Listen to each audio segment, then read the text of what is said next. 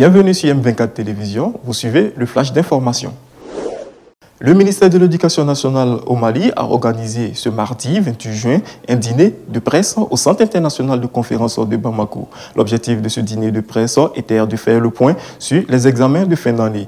Étaient présents à ce dîner le ministre de l'Éducation nationale, M. Barthélémy Togo, plusieurs personnalités et de nombreux organes de presse. Le Conseil de sécurité des Nations Unies se penche ce mercredi 29 juin à New York sur une nouvelle résolution pour reconduire et renforcer le mandat de la MINUSMA, la mission onusienne la plus dangereuse actuellement déployée. La résolution est élaborée par la France qui assure la présidence tournante du Conseil de sécurité de l'ONU.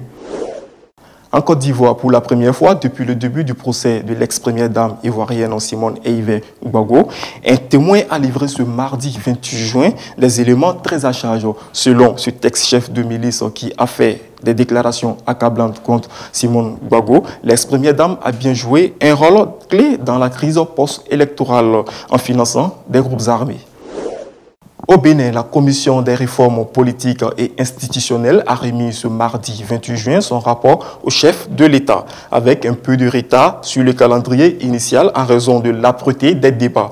Sur la question sensible du mandat unique du président de la République, la Commission renvoie la balle dans le camp du président Patrice Talon, déclarant que ce sera dans tous les cas à lui de décider. En RDC, Maître Clément Chistempo, avocat de Manel Soupis et ses collaborateurs étaient face à la presse ce mardi 28 juin à Kinshasa.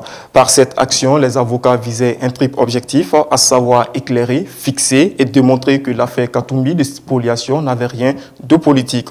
Ils veulent vulgariser dans l'opinion cette affaire de spoliation d'un immeuble dont l'opposant Moïse Katumbi est accusé.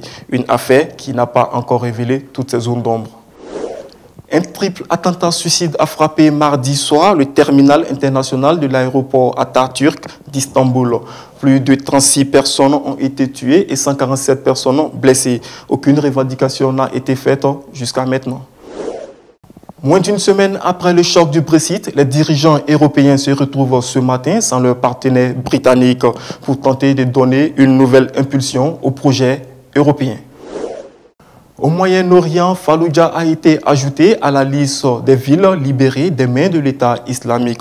Mais une fois les faits d'annonce passés, le retour à la stabilité est loin d'être acquis dans ces villes où l'État irakien peine à respecter ses engagements. Ainsi s'achève ce flash. Merci de l'avoir suivi. À très bientôt sur M24, la vitrine du Mali, pour d'autres éditions. N'oubliez surtout pas de visiter notre site internet m24tv.net ou notre page Facebook.